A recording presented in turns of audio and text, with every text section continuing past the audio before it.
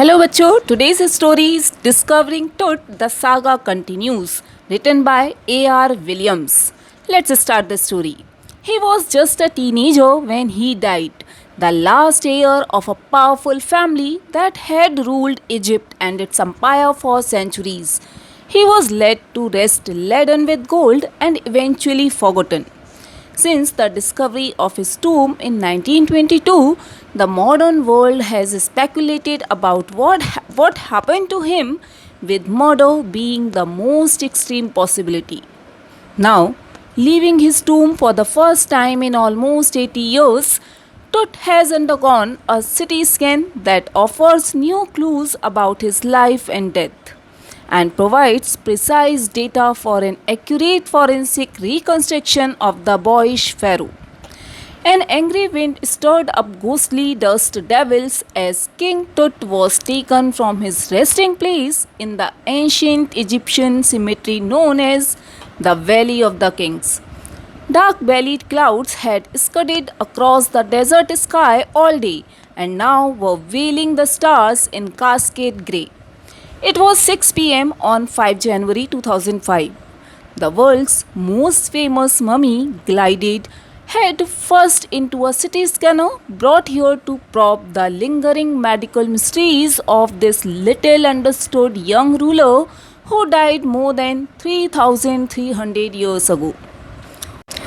All afternoon, the usual line of tourists from around the world had descended into the cramped, rock cut tomb some 26 feet underground to pay their respects. They gazed at the murals on the walls of the burial chamber and peered at Tut's gilded face, the most striking feature of his mummy shaped outer coffin lid. Some visitors read from guidebooks in a whisper. Others stood silently, perhaps pondering Tut's untimely death in his late teens or wondering with a shiver if the pharaoh's curse, death, or misfortune falling upon those who disturbed him was really true. The mummy is in very bad condition because of what Carter did in the 1920s, said Jahi Hawass, Secretary General of Egypt's Supreme Council of Antiquities, as he leaned over the body for a long first look.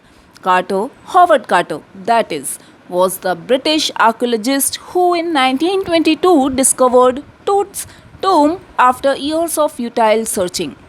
Its contents, though hastily ransacked in antiquity, were surprisingly complete. They remain the richest royal collection ever found and have become part of the pharaoh's legend. Stunning artifacts in gold, their eternal brilliance meant to guarantee resurrection, caused a sensation at the time of the discovery and still get the most attention. But Tut was also buried with everyday thing he would want in the afterlife. Board games, a bronze razor, linen undergarments, cases of food and wine. After months of carefully recording the pharaoh's funerary treasures, Carter began investigating his three nested coffins. Opening the first, he found a shroud adorned with garlands of willow and olive leaves, wild celery, lotus petals, and cornflowers, the faded evidence of a burial in March or April. When he finally reached the mummy, though he ran into trouble, the ritual resins had hardened, cementing Tut to the bottom of his solid gold coffin. No amount of legitimate force could move them. Carter wrote later what was to be done. The sun can beat down like a hammer this far south in Egypt, and Carter tried to use it to loosen the resins. For several hours, he set the mummy outside in blazing sunshine that heated it to 149 degrees Fahrenheit. Nothing budged. He reported with scientific detachment that the consolidated material had to be chiseled away from beneath the limbs and trunk before it was possible to raise the king's remains. In his defense, Carter really had little choice. If he hadn't cut the mummy free, thieves most certainly would have circumvented the guards and ripped it apart to remove the gold. In Tut's time, the royals were fabulously wealthy and they thought or hoped they could take their riches with them. For his journey to the great beyond, King Tut was lavished with glittering goods, precious collars, inlaid necklaces and bracelets, rings, amulets, a ceremonial apron, sandals, sheaths for his fingers and toes, and the now iconic inner coffin and mask, all of pure gold. To separate Tut from his adornments, Cato's men removed the mummy's head and severed nearly every major part. Once they had finished, they reassembled the remains on a layer of sand in a wooden box with padding that concealed the damage. The bed where Tut now rests. Archaeology has changed substantially in the intervening decades, focusing less on treasure and more on the fascinating details of life and intriguing mysteries of death. It also uses more sophisticated tools, including medical technology. In 1968, more than 40 years after Carter's discovery, an anatomy professor x rayed the mummy and revealed a startling fact. Beneath the resin that cakes his chest, his breastbone and the front ribs were missing. Today, diagnostic imaging can be done with computed tomography or CT, by which hundreds of X rays in cross section are put together like slices of bread to create a three-dimensional virtual body. What more would a CT scan reveal of Tut than the X ray? And could it answer two of the biggest questions still lingering about him? How did he die? And how old was he at the time of his death? King Tut's demise was a big event, even by royal standards. He was the last of his family's line, and his funeral was the death rattle of a dynasty. But the particulars of his passing away and its aftermath are unclear. Amenhotep III, Tut's father or grandfather, was a powerful pharaoh who ruled for almost 4 decades at the height of the 18th dynasty's golden age.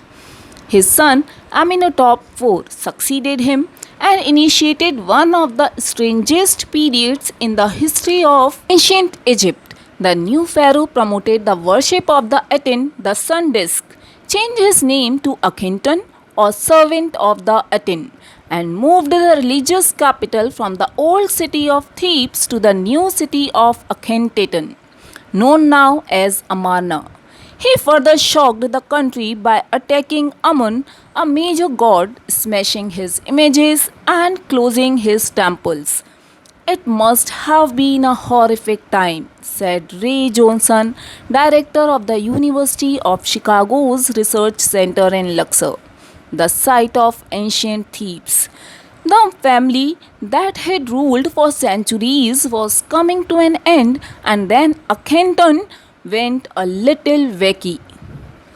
After Akhenaten's death, a mysterious ruler named Samenkhare appeared briefly and exited with hardly a trace. And then a very young Tutankhaten took the throne, King Tut as he is widely known today. The boy king soon changed his name to Tutankhamun, living image of Amun, and oversaw a restoration of the old ways. He reigned for about 9 years and then died unexpectedly. Regardless of his fame and the speculation about his faith, Tut is one mummy among many in Egypt. How many? No one knows. The Egyptian Mummy Project, which began an inventory in late 2003, has recorded almost 600 so far and is still counting. The next phase, scanning the mummies with a portable CT machine donated by the National Geographic Society and Siemens, its manufacturer. King Tut is one of the first mummies to be scanned, in death as in life, moving regally ahead of his countrymen. CT machine scanned the mummy head to toe, creating 1,700 digital X-ray images in cross-section. Toot's head scanned in 0.62 millimeter slices to register its intricate structures, takes on eerie detail in the resulting image. With Toot's entire body similarly recorded, a team of specialists in radiology, forensics, and anatomy began to probe the secrets that the winged goddesses of a gilded burial shrine protected for so long. The night of the skin, workmen carried Toot from the tomb in his box. Like pallbearers, they climbed a ramp and a flight of stairs into the swirling sand outside, then rose on a hydraulic lift into the trailer that held the scanner. 20 minutes later, two men emerged, sprinted for an office nearby, and returned with a pair of white plastic fins. The $1 million scanner had quit because of sand in a cooler fan. Curse of the Pharaoh, joked a guard nervously. Eventually, the substitute fence worked well enough to finish the procedure. After checking that no data had been lost, the technicians turned Toot over to the workmen, who carried him back to the tomb. Less than 3 hours after he was removed from his coffin, the pharaoh again rested in peace where the funerary priest had led him so long ago. Back in the trailer, a technician pulled up astonishing images of Toot on a computer screen. A grey head took shape from a scattering of pixels, and the technician spun and tilted it in every direction. Neck vertebra appeared as clearly as in an anatomy class. Other images revealed a hand, several views of the rib cage, and a transection of the skull. But for now, the pressure was off. Sitting back in his chair, Jahi Hawas smiled, visibly relieved that nothing had gone seriously wrong. I didn't sleep last night. Not for a second, he said.